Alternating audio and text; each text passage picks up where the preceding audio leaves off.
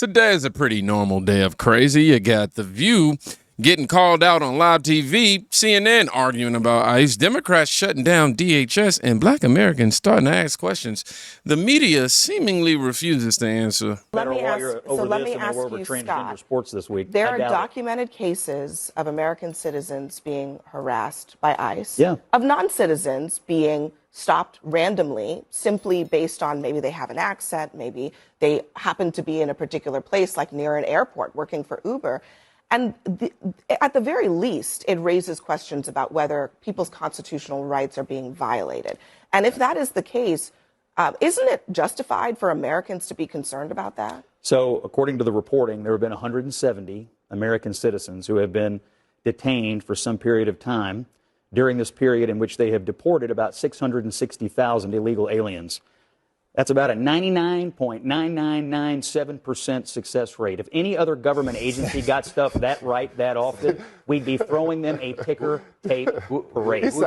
Yes, now this clip obviously resurfaced, and I had to put it here for context purposes because I want you to listen carefully to what just happened here while I'm over here trying to do too much, because the conversation on CNN always follows the same pattern, right? First, they raise a fear-based premise.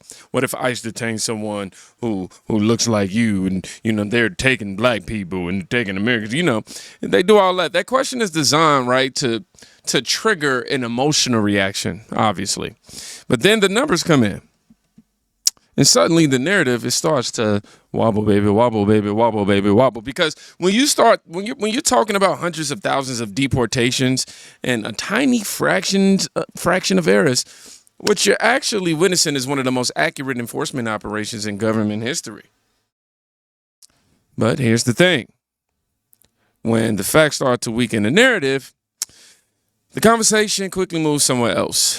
And that's where this clip gets interesting. Put forward the statistics that 0 illegals released into the U.S. for 10 months straight have not crossed, okay? That nearly 3 million aliens have left the United States, that we have the lowest murder rate in 125 years, that fentanyl trafficking is down 56% at the border, and daily encounters have gone down 96%. Hang on one second. We need a strong border, especially now with our current global situation. And I believe that you may say you don't want border control and you're against ICE, but I actually don't believe you in your daily lives. How many people in the audience here had to go through security to get here? Raise your hand. Just be honest. Otherwise, you go to jail, I guess, for illegal trespassing, right? This is an authorized audience. They had to go through security to get through the border, to get right here to just hear us talk. We need strong borders more than ever right now. We are being infiltrated. But listen, can I give you on the border when Renee Good and Alex Peretti were murdered, and death is not a mistake. I agree. That was a murder. Now let me finish. As were those killed by illegal immigrants. Let's not be dismissive about I'm the not dismissive. I just said all their lives matter. Yep, she sure did. Why you trying to be catty? This right here is why that moment went viral. Because sometimes the simplest analogies expose the biggest contradictions. I love that woman's analogy, by the way. That was genius. But think about what she said. Everyone who enters that studio audience had to be screened. They had to be checked, verified, cleared. But nobody in the audience calls that cruel. In fact, I heard a few people clapping. Nobody calls that discrimination. Nobody calls that hateful. Come on now. My desk doing too much. Oh, just let it fall. Nobody calls that hateful, y'all. They call it security.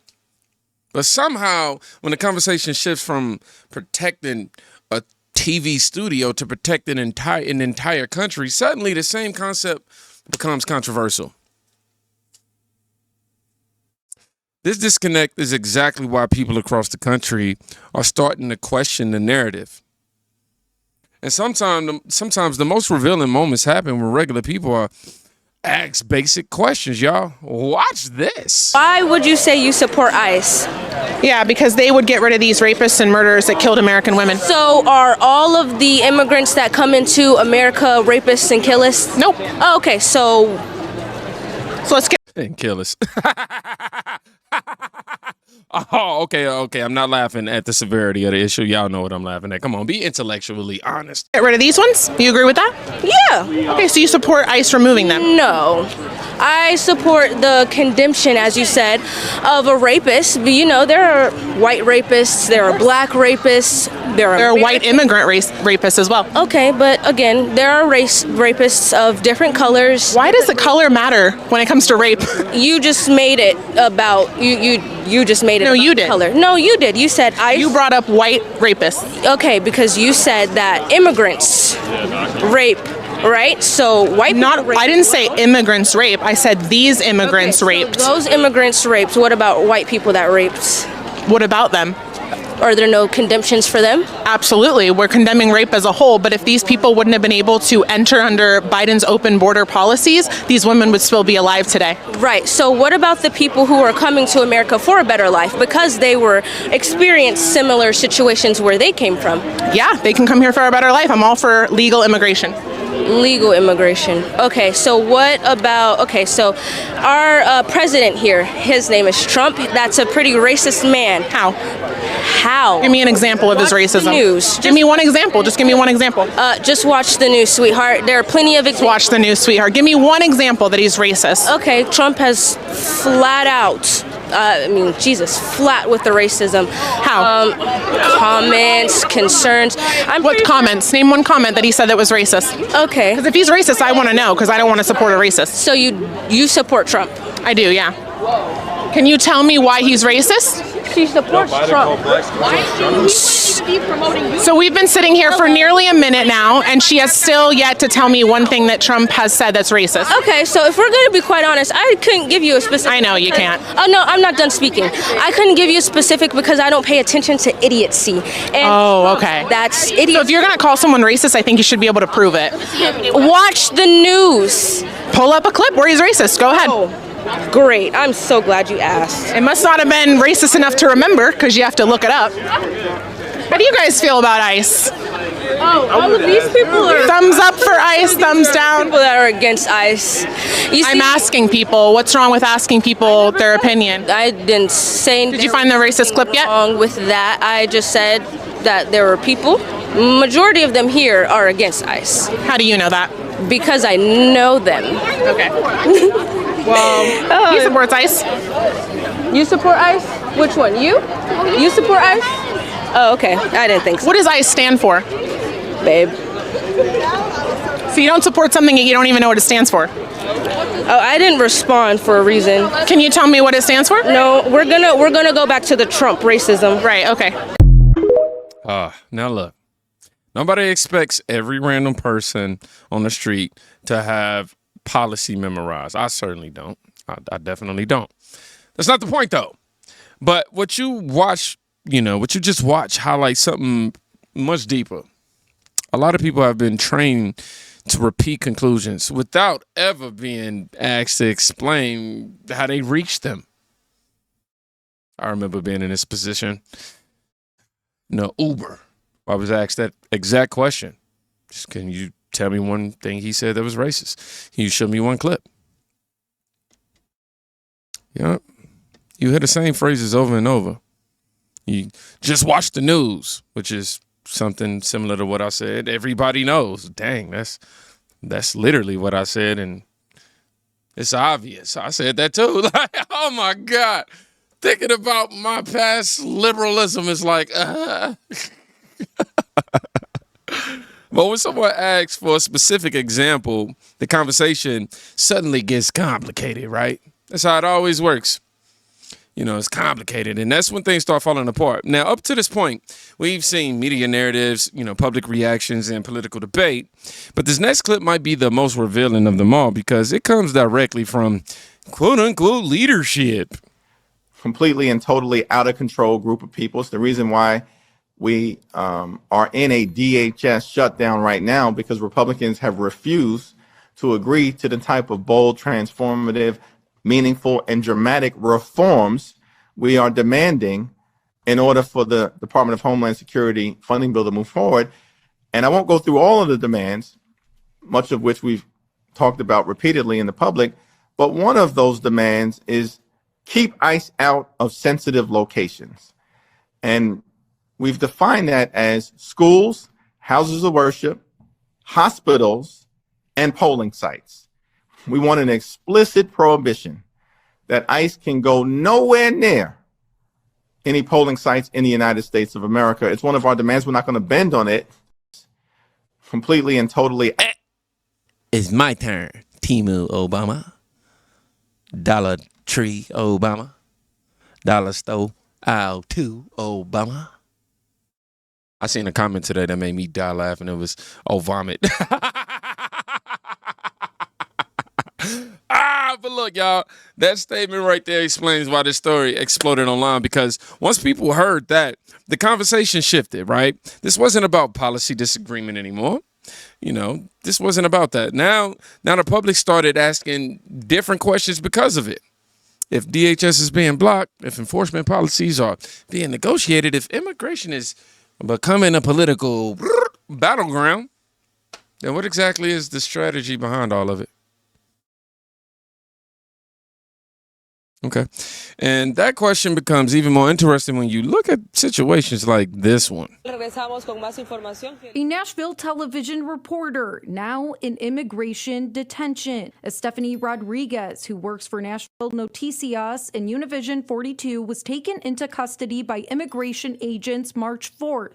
According to a statement from the outlet, Rodriguez was with her husband outside a gym on Murfreesboro Pike when several cars surrounded their marked news vehicle. The station says several men then exited those cars and demanded Rodriguez be taken into custody. She was later transported to a detention center.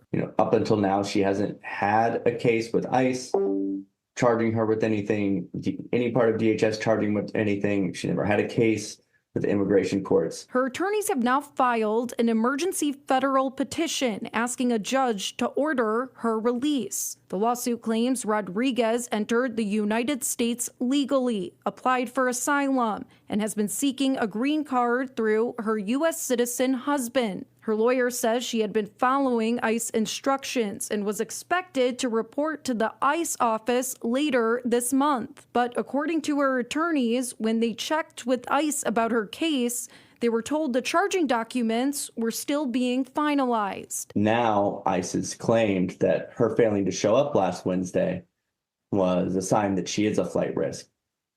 But in this case, there was an ICE officer who 2 days before said, hey, that appointment does not exist. Her attorneys now question why she was detained at all. The lawsuit also claims immigration agents arrested her without a warrant, a move her attorneys argue violates the Fourth Amendment. Now in detention, her attorneys say she will likely miss an important step in her green card process. The one meeting she might actually miss is she's supposed to go do her fingerprints for USCIS for her green card application on the 17th of this month.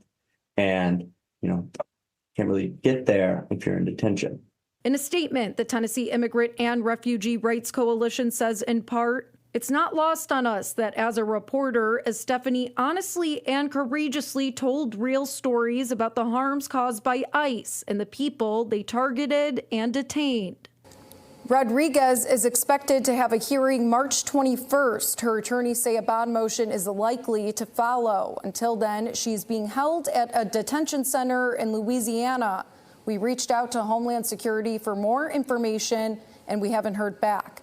Back to you. Now, this created a lot of conversation online because it touches on something Americans deeply care about: fairness under the law. When immigration laws are enforced, people want to know those laws apply consistently, evenly, not depending on politics, not depending on media coverage, not depending on someone, who someone works for. And, the moment Americans feel like there are two different rule books, that's when public trust starts to break down. Which brings us to the bigger political conversation happening right now.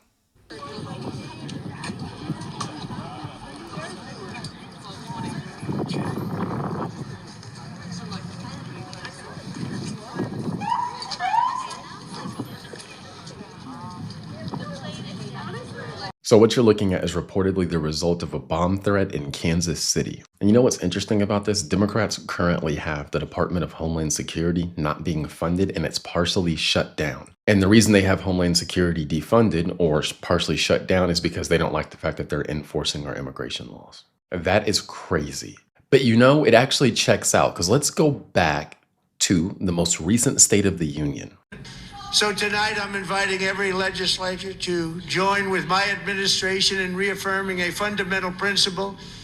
If you agree with this statement, then stand up and show your support. The first duty of the American government is to protect American citizens, not illegal aliens.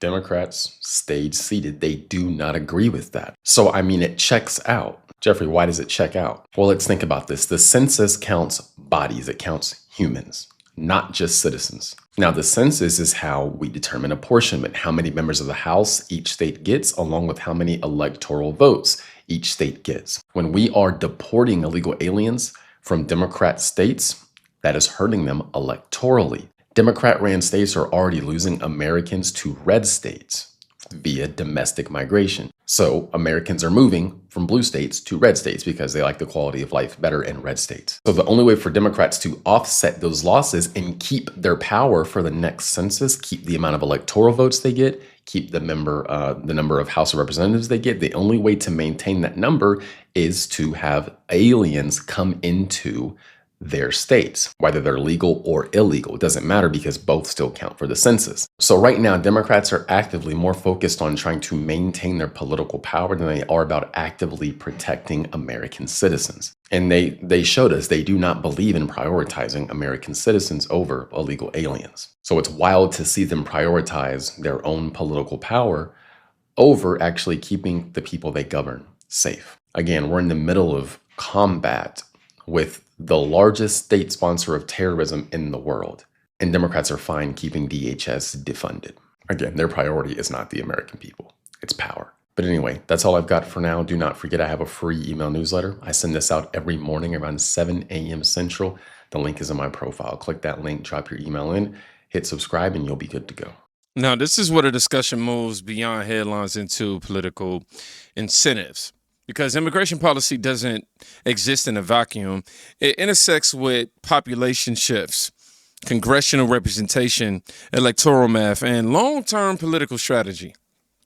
Whether someone agrees with that argument or not, one thing is definitely undeniable. Immigration, it has become one of the most powerful political forces shaping American elections right now. When that happens, the debate stops being purely about compassion or enforcement, and it becomes about power, as you can see, which is why voices like the one in this next clip are starting to resonate with a lot of Americans, especially in the Black community. The greatest threat to the United States of America is not what people think. It's not a foreign enemy across the sea. It's not a terrorist sneaking across the border. It's not some radical group trying to destroy us from the outside or even the inside. Now, I don't want anyone to misconstrue anything that I just said, because all those things that I just mentioned are in fact serious threats, and they should be taken care of immediately. But those are not the greatest threat. Those are just symptoms of the greatest threat. In my opinion, the greatest threat to the United States of America, to our republic, is those that fund and support our enemies. Those who ignore those shouting death to America and who ignore those that openly plot against us. It's those great elite leaders, those that are in positions of power inside of our own borders, that call for us to have tolerance, acceptance, and empathy for the very people that push strange and wicked ideologies such as wokeness and sexual confusion, that poison our children with drugs and put fear in the hearts of many women. The greatest threat is the party of no common sense, no reason, no love for the people they claim they represent. The party of no soul. The greatest threat to the United States of America is the Democratic Party. They will destroy this country from the inside out. And little by little, the country that I loved, that my parents love, that my children love, that you love will be no more. The Democratic Party should be renamed The Enemies Within. Now, regardless of where someone falls politically, there's a reason videos like this travel so far online. For decades, black voters are often treated as guaranteed voting blocks, right? But over the past few years, you've started to see something change. More conversations, more questions, more independent thinking, ultimately. And whether someone agrees with, her or not, in this clip, the reality is that political loyalty is no longer automatic the way that it once was. This is what I've been discussing since yesterday. And that shift is forcing both parties to confront something that they haven't had to deal with in a long time, which is a voting group that is thinking for itself. And I can tell you one side don't like that. And when you step back and look at everything we just watched, you start to see why this issue is becoming one of the most explosive debates in the country. I mean, you have media narratives, political negotiations, enforcement statistics, cultural reactions, and voters asking questions that used to be considered off limits. And the more America talks about it, the harder it becomes for anyone to control the conversation. Because once people start comparing what they are told to what they're seeing, the gap between the two becomes way too impossible to ignore. And that's exactly why moments like this keep going viral. Not because they're perfect, not because everyone agrees, but because they force the country to have a conversation it avoided for a long time. Yeah, now, if you made it to the end of this video, I want you to put, "We not avoiding this." Yeah, I'm going to give y'all an essay. And if you don't want to write that, just say, "I don't want to write that," which should probably be about the same length. Yo, I love the irony. Y'all be safe. Go check out somebody today. You can quite literally be saving their life. Peace.